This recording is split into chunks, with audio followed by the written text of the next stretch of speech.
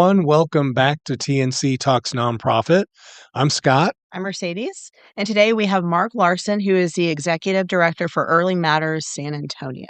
Welcome. Welcome. Yeah, thank you. I'm glad to be here. Thank you for having me. You bet. And Yeah. thank you for being a member of the Nonprofit Council. Absolutely. Finally. Absolutely. Yeah. We'll get into that in a minute. Yeah, that's right. And a listener to this podcast. So we ran into Mark a few months back when we were looking for office space. Yeah. Yep. And you had listened to the podcast, and I said, well, we should be on it. So Well, here we are, because we want to hear your story too, and there how we you go. landed at Early Matters and your background. Yeah. Tell us about what Early Matters does in the community. Yeah. Thank you. And I appreciate the opportunity to be able to share about it. So we are, to use the industry speak, we're the collective impact backbone or the lead convener for the early childhood sector, birth to the first day of kindergarten. Childhood seems messy and there's a lot of moving parts.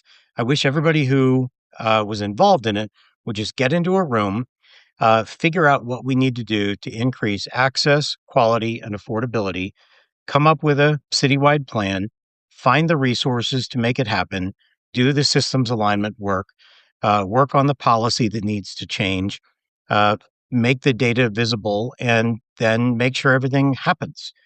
Do that. And that's Early Matters' job. That's what we're up for. That's what we sign up for every day. Is it a newer agency? Yeah, we are.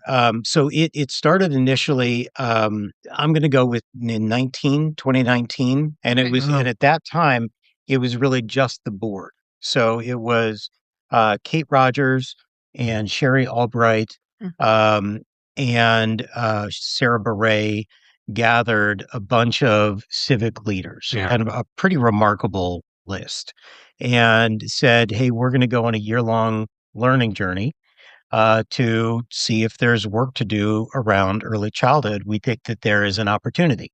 So will you come spend 2 hours a month for a year? And they took 24 people and they did a lot of it locally, and some of it they went to Charlotte and Tulsa, and I think people went to Singapore. Wow. That I clearly came in at the wrong time. I was after all trip. of that.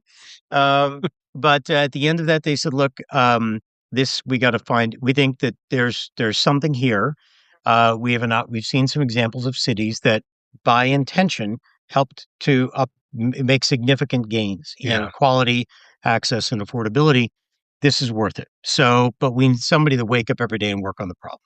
And so shortly thereafter, I had lunch with Kate Rogers, and you have lunch with Kate on the wrong day and you've got a new job. You've got a new career. So she told me about it, and it was an opportunity to take on a new adventure. And it's also a very different approach to community change from what I used to do, which we'll talk about later. Yeah. But this for me was a really nice match to be able to do that. And Sherry Albright, refresh my memory on what her background is, because she sounds familiar. I think I know her. Sherry just wrapped up, I don't know, 5 to 10 year tenure as president of Charles Butt Foundation. Prior to that, was a leader of Raise Your Hand Texas, and also oversaw that, and then was also when used to be my principal when I was a teacher back at the International School of the Americas in 1997 to 2002. She ran the Asia Society, and then prior to that, when I was in college, she was my professor. So she has been my guide, friend for a long time. So when she was like, "This is probably worth your time," I listened. She is really quite wonderful and a leader in the education space in particular. Okay. Yeah. So did you go to school to be in education? I did. I came down from Kansas to go to Trinity and fell in love with the city and fell in love with people and the culture and all of that, and stuck around. So I really love that journey. But it's this is it's that strange idea that we share with kids that the majority of the jobs that kids graduating now will have likely don't exist today. But when I was finishing Trinity, the collective impact wasn't born yet. It wasn't a thing. There was no, this is how you approach community change system or community wide. Right. We had very different examples back then. So this has been a great opportunity. So we when I got there, we took a couple of years to pull together the early childhood, anybody who would talk to me for, met with, I don't know, 170 people to say, tell me about this space. Cause, my background is not right to 5. And so from there, we brought everybody into the room and said, what do we do? And so we wrote a citywide plan that is on our website. If people, want to, and there's a shorter version of it that you can find on the website. The longer version is a bit much. It's good. The layperson, it's really good. Yeah. What is this? Well, we tried to take out the terms of trade, but there's a lot because there's a tremendous amount to do. This is like, what are some examples? Yeah. Like, I'm having a hard time visualizing what some of these problems you're addressing are. Great. One of the first ones, and this is really, I'm going to celebrate the work that, in particular, Liza Gomez has helped to lead with United Way, Workforce Solutions Alamo, and Region 20, also with Pre-K for SA. One of the first early challenges was that we have 700 early childcare centers in San Antonio, basically. So we have more centers than we have public schools, which is, just to give you we didn't know that. So I didn't know either.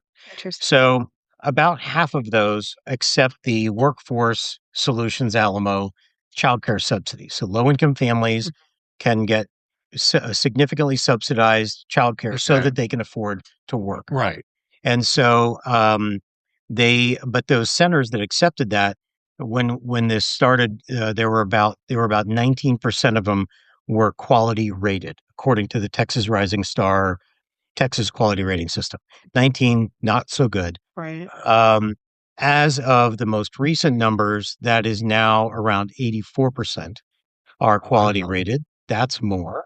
Yeah. I was a math major. I don't want to, but I was pretty good at subtraction. So that's it. So yeah, that's a huge difference. And huge difference. Pretty short turnaround. And they worked on creating the Alamo Quality Pathways, which has been an amazing piece of work. To align a lot of the work. And then the alignment work is continuing now to say, okay, how do we get them up to quality? And now how do we work on sustaining that level of quality? Is it like an accreditation process? Yeah. So that's an example. Another example is we don't have enough quality rated seats. We don't have enough seats also. So how do we help military families access childcare? Because that is a massive challenge. Yeah. We have the Fort Sam or Fort Joint Base, I guess I should say, has the longest waiting list for childcare in the country. So we have work to do there, and they've got a unique situation. We also, a lot of our childcare centers and providers don't have enough training to know how to work with children with special needs. So how do we do that? So we are engaging in that work with and through partners. We're working on an accelerator to say, hey, Scott, you run a quality rated center. You're interested in growing. How can we help you get ready to grow and then do the growing to serve more children or potentially to expand into a childcare desert so we can alleviate the desert problem? We're also working this one. People will see this one. They will notice as long as our marketing goes well in the execution. But we are today in Texas. There is no place to go to find childcare. If you look, I've got a 1 and a 3-year-old. Right. You just go into Google and you just type childcare, and so we should be better than that. So we are creating what will be the first in Texas. We'll hold center-based care, licensed homes, public pre-K for SA, Head Start, early Head Start, ESAs now, which are the vouchers, right? Because you can use those for pre-K at private centers, which is great. We worked on that legislation. Okay. And we'll hold military subsidies all in one tool. So you can say, hey, I'm Mercedes. Here's a little bit, ask you questions. Just one website.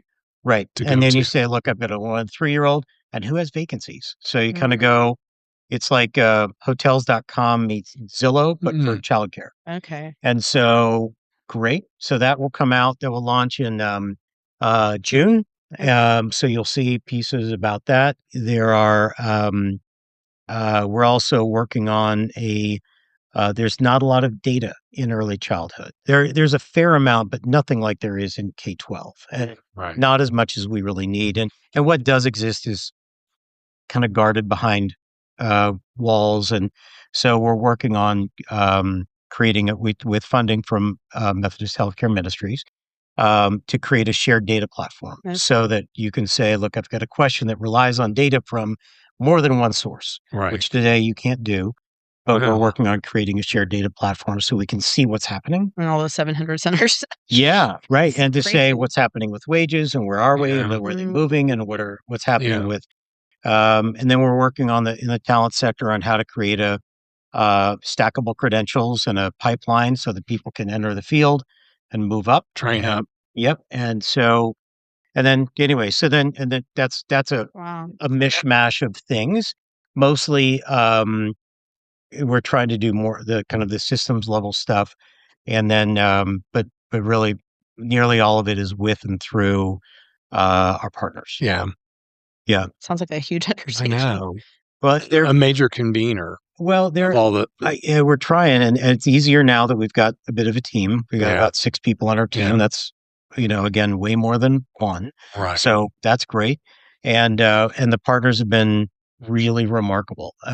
We've got 4 lead partners in Workforce Solutions, Alamo, United Way, Pre-K for SA, and Texas A&M Institute for School and Community Partnership. Okay. And then we've got there are 72 additional partners that are all are entities that are materially engaged in early childhood education in some way or another that come together to make all this go.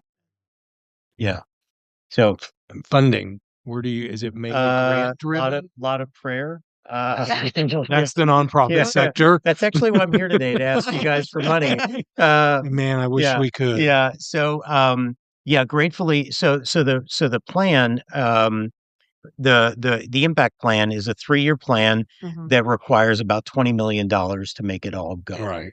Again, nearly everything's going to be passed through to other entities, but how can we bring more people into funding in the early childhood sector? Because it's an under philanthropied region, right? So as of today, we're at 9.873. Super clear on that because my goal was 10 by New Year's, and we didn't make it. Oh. So, but I'm not complaining. Enough. That's pretty good.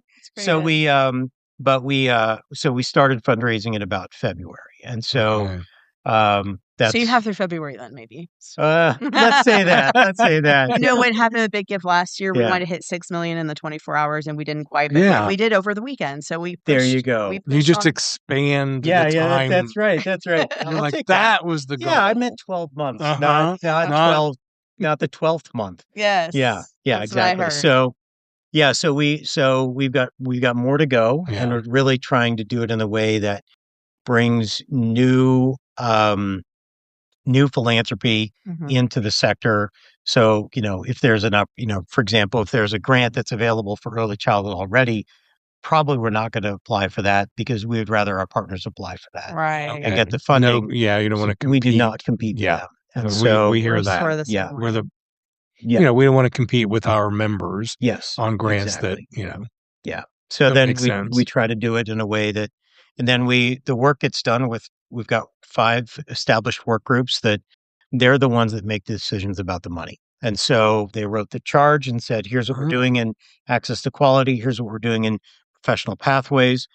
But then that group says, we're going to build out, how do we take this on? Here's the action project. When they built that and they feel good about it, we provide a lot of support to make that all go. But then when it's time for funding, that group makes a decision about funding. My role is how can we fill up the water tower? Right. So when something's ready and that you turn on the spigot, that there's money if they take money, and some of them don't. But then they're ready they can go live if we've stayed ahead of the fundraiser. And how often do each of the 5 groups do you all get together periodically to kind of report out on what's happening in your area? Yeah. So each of those groups meets every 4 to 6 weeks, and each of those groups has 20 to 40 people involved, probably. And then we meet all together twice a year. So if anybody's listening and wants to come see what's happening in the space. I actually I was a preschool teacher. Nice. Yeah. Oh, I didn't know that. I went to school to be a preschool teacher, and I taught for 5 years in Austin. Oh, no way. Yeah. That's great. In public schools? It was a private school. Yeah. But it's pre-K. So great. Oh, good. So well, you're right. That's part of her story. It's part of my story. You'll hear it later, but yeah. That's great. Well, we're together. Have an interest in knowing what's happening in that space. Yeah. So March 2nd, we'll be at Region 20 from 1 to 3:30 for our all partners convening, where people will update on all of the work happening in each of the work groups, because it's too easy to get siloed. And then we also have some original research that we commissioned that Dr. Mike Villarreal is carrying out. That he will be presenting on that, which is helpful. Yeah, related to the impact of impact of if a child is or isn't kinder ready, and what it means for them in 3rd grade reading and math, and the implications of that. It's kind of a hole in the research ladder. And so we've got some of that, and one of the commissioners of Texas Workforce Commission will be coming and doing a fireside chat with a couple of other people, Katie Ferrier from the Greater Chamber and some other. Anyway, there'll be a lot going on. But yeah, you should. Interesting. Yeah, come on over. Anybody is welcome there. We don't close the doors to anybody. Okay. So if anybody happens to be hearing this, and and if not, they can come to the next one. Every 6 months. Yeah. Cool. Yeah. So that's our work. So now we want to hear about you. Where it all began. Yeah. Go far as back as you want. Well, I shared. I learned something recently. When you grow up, you don't know that things are odd until later sometimes. And part of what I grew up in Kansas City, and I grew up in the part of Kansas City that was, like so many cities, intentionally designed for a certain demographic, right? And it was people that looked mostly like me. I didn't know that at the time, but I just knew that everyone mostly did. But what I've since learned with some research is the city was designed by J.C. Nichols in the early 1900s. It was laid out, and he was really the one that literally wrote the papers and did speeches and mailed the papers to all over the country, 50 large cities, including San Antonio, on how to do it, how to use redlining, deed restrictions, homeowners associations, lawsuits to keep the neighborhood a certain way. And we look at the impact on policy. Is what he did then became federal policy with the HOLC in the 1930s. And then, so we see the redlining maps of San Antonio, that if you have taken a look at those, we're still living out that in so many ways right now. But a lot of that came back to the guy that designed it, designed my neighborhood, or that designed the city. And so, I was like, gosh, I need to find other people that don't look like me. And also it's too cold here. And so I came south and went to Trinity, and fell in love with San Antonio, and said, okay, this is where I want to be. And started teaching and at the International School of the Americas. And my journey has been one of kind of, shorter and shorter kids. So I started with high schoolers and taught for 4 or 5 years. What did you teach? I was a math teacher and a biology teacher. And I was okay. And then then I had an opportunity to I went to my a master's in school administration at Trinity, and I had a great professor who has since passed named Tom Sergiovanni who met with me, and I was like, look, how do we start a career? Yeah. He was like, you have to start your own school. And I was like, no one's doing that in 2002. Like that's, it's very, very rare. There was maybe business careers and health careers, and ISA had just launched. And I was like, why? And he's like, well, you're impatient. You always think there's a better way. You don't respect authority. You don't value So do your own.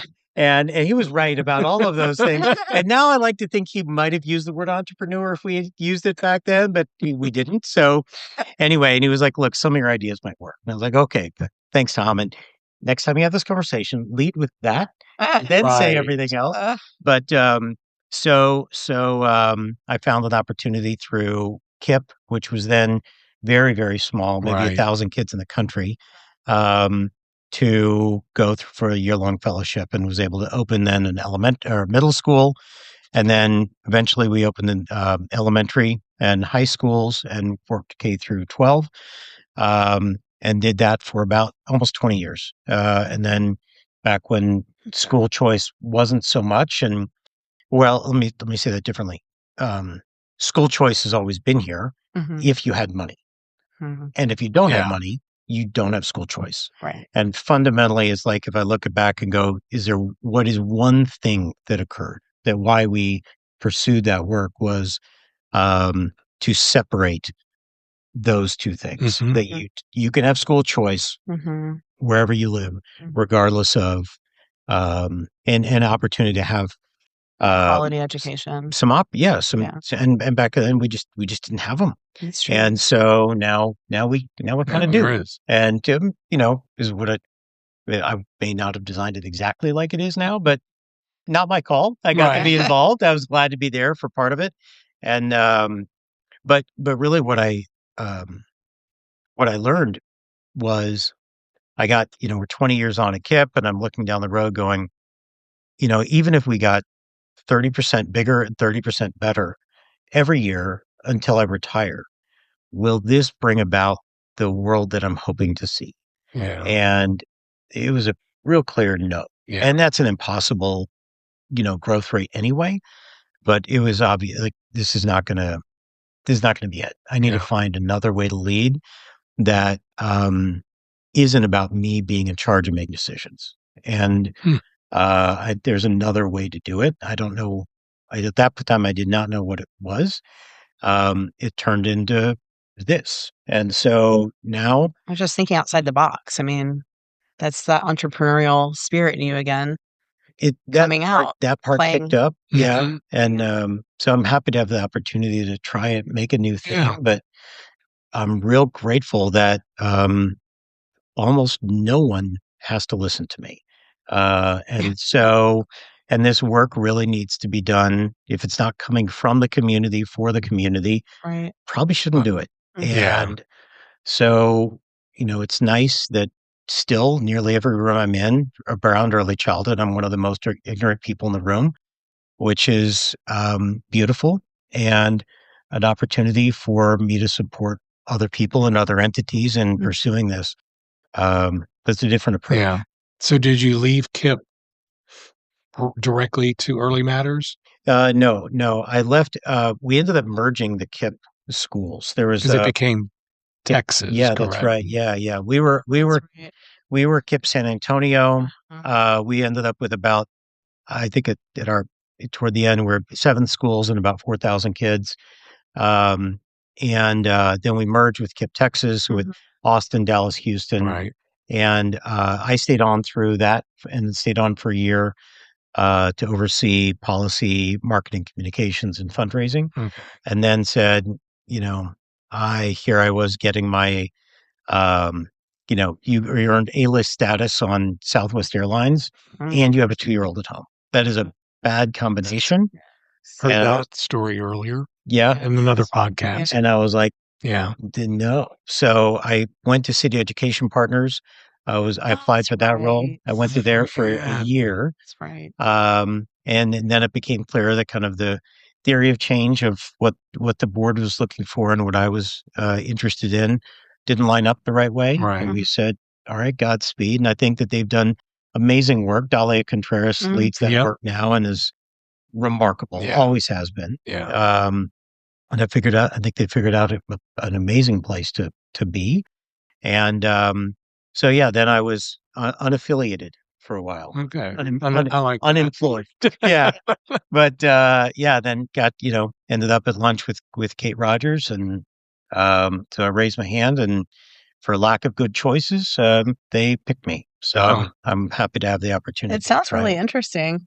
Another mutual connection, Chris Carmona. Yeah. He's how Scott and I met. Yeah. No way. Yeah. And I met Chris just in passing, and he really sweet. And I was, what is the word you just said? Unemployed. I wasn't unaffiliated. I was unaffiliated. Yeah. Because I had young kids. But I remember Chris, he was like, do you want to be on a board for KIPP? I'm like, I don't even know what that means. I don't know anything about non-profit. Poor guy. I mean, he was trying really hard. He was so ambitious. He was like, because I told him I had a background in education. And he was like, you should be on the board. I'm like, I don't think I would be a good fit for that. I don't even know what that means, or didn't know anything about the nonprofit sector. Yeah. I was like, but I'd like to learn more. And he's like, well, then you should meet Scott McIntosh. And I was like, okay. Like I could tell her anything. Right. Well, I don't know. But we're all figuring it out. Yeah. You guys have a great leadership seat to do that, and you have a balcony view. Yeah. I mean, go Chris. I mean, that's very much what he does. Yes. Yeah. And so we went and had coffee, and I was looking to transition into working again. I had taken a brief break when my kids were really little, and so he was willing to be really flexible with my schedule. And I said, I can't do full time. I can only do part time. You're the first hire. Yeah. The board is pushing me. And if we don't do it. Right. And I'm like, your time is your time. We just need to do this. Well, I actually think that, that's kind of, you're actually telling the story a little bit of part of what Early Matters is here to work on, because there are a lot of people who have got young children, and in many cases they need to work, right? And in some cases, childcare is so unaffordable that they actually can't afford to work, which is an odd statement. It doesn't make sense. That's what I told Scott. At the time when my kids were little, it didn't make sense for me I wasn't making enough money to make it make sense. I'm going to go work all day, pay all my salary to go to care, or I can just be at home with my kids. It was tough. Yeah, it's a complicated hit, and mostly in America. Not that we're saying it should be, but often it's usually women who end up with a career sacrifice, and we're seeing that in the workforce data right now. That women with children 5 and younger, 4% of them have left the workforce in the last 3 years. Like it's been and because of this issue. And so, but part of our work is also, and that's part of why, our board chair is Peter John Holt, and Joe Strauss is co-chair. And we have a lot of other business folks, and John Brozovich with Gambrinus, and they make Shiner and on the board. And so, but part of the work is how do we support the workforce of today? And how do we build the workforce of tomorrow? Right. And so this is a great example. So we're now figuring out ways through something called Best Place for Working Parents to how do you help businesses understand how they engage with people exactly like you, who are like, look, I need to solve for remote work or flexible hours or whatever the thing is, that there are a lot of solutions and brilliant people who are on the sidelines who are like, look, I want to work, but we got to solve it together a little bit, right? I know that was an issue with the Ready to Work program. I think I heard that through some conversations when the people wanted to go through that program and gain skills that they wouldn't normally have access to. But again, if you've got kids, or where are the kids going to go? Yeah. And now, childcare today is on average between $10,000 and $11,000 per child. Yeah. And if you've got 1 and a 3-year-old, let's say, you're paying 19% more for childcare than you're paying for your housing. And that's a ridiculous, and you're doing it when you're at your youngest parent. Yeah. You haven't had the 3 or 4 promotions you'll have by the time you're paying for college. Right. You're poor, you're broke, and you have to take on effectively I mean, if you want your kid in childcare just to have the opportunity to work, let's say, you got to pay $50,000 over the first 5 years of that child's life. If you've got 2 kids, it's 100 just to stay in the workforce. Yeah. Like that's not a great design. No, it's not. But it's where we are. Yeah. So we're trying to interesting to see how it all unfolds and improves, and it's really interesting. Yeah. Well, we're if there are folks, one thing that we could open up if that is open, if folks are interested, is but we're at Cappy's restaurant from 8 to 9, the first Friday of every month.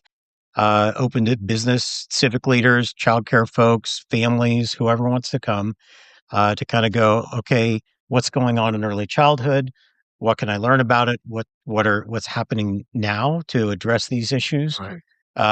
What are some ways that I could think about engaging? And some people come and they're like, hey, that was really good. I'm working on something else.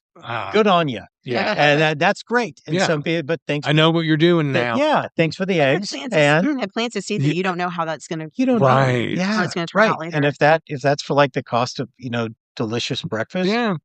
Good with me. How many people do you usually get? Yeah. We Does are it vary? probably 15 to 30 folks come, and it's it's been great. So everyone is welcome, and we'd love for anyone to come, and no one's going to push you at the end to do something. We have a hard stop at 9. You don't shake them down.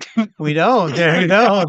We don't. But check them at the door. Yeah, we we never know where it's going to go, and there are sometimes it's electeds or people running for office, and sometimes it's big business CEOs or people who are like, hey, I'm opening a company in San Antonio, but I want to understand what the landscape is like, and they come, or anyway, cool idea. Yeah, that is a cool idea. Get the word out, because your agency is a little abstract to most people. So no, that's really cool. Yeah.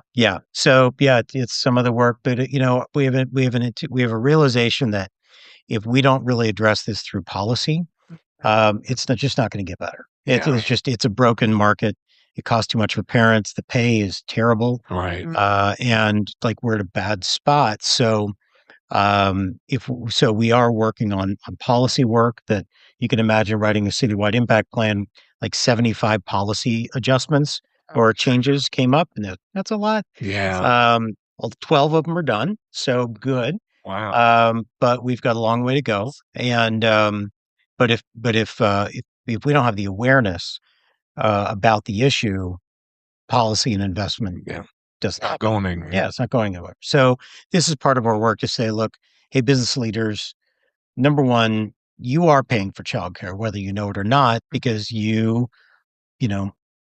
Kevin Vocal was at Toyota, and he was like one year he was like, look, we had to give a like I think it was a 7% raise that year, and he said normally it's maybe 3%, but one of the key drivers was we're just losing too many people to childcare, and he's like, I'm like, you're paying for childcare, all just on the wrong end, right? So as Peter Holt mentioned, he's like, look, if you want to stop being on the victim end and come to the solutions end, like, we'd love to have you, businesses and business leaders, and help us solve that. Right.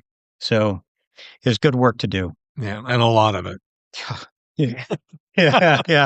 Do you have a dedicated policy person on your staff? We are grateful that we partner with OCI Group, who with Anita and Analco there, and they are phenomenal. And so they're a local guide. We also, there's an Early Matters Texas, which less people think that it's huge. It's 2 people. You guys know something about that. Yes, we do. So Early Matters Texas, we combine with a number of other Early Matters regions that are around the state, that all look quite different from each other, to work on state policy. And we're glad that of the 10 bills that we were either leading or advocating on, 9 were signed into law. Oh, wow. Congrats. Wow. Which is undertaking. That's huge. Not bad. And one of them we're particularly excited about, because this is just super wonky, but just for real short. I know you're like, I can see people turning it off right now. But childcare is regulated by, depending on how you count, 4 to 6 different state agencies, which is bonkers, right? And it's just, in many cases, just a mom or grandma says, look, I just want to help the community. And now they're talking to Texas Education and the health department and workforce and health and human service. I mean, they're nuts. And also there is nobody in state government who wakes up every day and says, I'm going to work to make 0 to 5 better. Yeah. There is nobody with that job. And so, we have an opportunity with one of the bills that we're excited about and help to develop and encourage was the governor's task force on early childhood care governance. So now there's a group that says, look, we're going to take a look at this. Is there a better way to do it? Simplify the process. Yeah. And gratefully they picked Peter John Holt as to chair that task force, which is awesome for our community, awesome for Peter. He is deeply knowledgeable about this stuff, really scrubbed in. And so he is signed up for something at a year that he has a little bit going on. Yeah. So we're really grateful that he has done that. And he's taking that on. And I think it has an opportunity to make the next 15 years even more productive. Oh, and we'll need all of it. So sounds so interesting. Yeah. Yeah. It's a good journey. Yeah. Very enlightening. Yeah. Well, thank you. Thanks for sharing it. Yeah. Well, I'm grateful to have the opportunity, and you guys have been. You're very passionate, and it really comes through. And you're right. There's not a lot of focus on the younger years and all the challenges that people face with young kids. So thanks for shining a light on that. Well, it can end up feeling, for a lot of the families, feeling kind of lonely, and I don't really know how to solve for this, and how am I supposed to do this? And in some cases we have this issue of like, somebody goes, oh, you stayed home, so I guess your childcare was free. And then we go, oh, no, no, it wasn't free. It was the opportunity cost of you working. Well, that's really, really not free. And so, but we don't count You don't see it like that. We go, oh, that's kind of unpaid labor that, again, mostly women. And like, don't know that that's the just right way. If people want to choose it, good on them, if they can. And, but still there's a financial penalty you pay for a long time. That I'm not sure that we would have designed the system this way had we known, 100 years ago what we know now about brain development, where 90% of the brain development happens before your first day of kindergarten, and then we spend all our state money on the last 10%. Is that the best way? Right. So I think there are some opportunities here, and I am grateful to the early childhood community that I don't have to have the answers, and collectively, I'm confident that we'll figure it out. We have them. Yeah. And so I'm glad to have the opportunity to share about it and bring attention to it. And anyway, I appreciate you all for having me on, and you bet. Able to it was nice. talk about it, and it raised a little bit of awareness. And thanks for finally being a member. Early Matters is in, and yes, we're grateful for it. Well, thank you. Yeah, thank you all. All right. And feel free to join us for breakfast whenever you want. If you get hungry on the first Friday, I know where there's a warm meal. Yeah. Not far from here. Yeah, not far. That's right. Well, thanks, Mark. Appreciate you being here. Absolutely. And we'll see you all next time on TNC Talks Non-Profit. Until then, take care.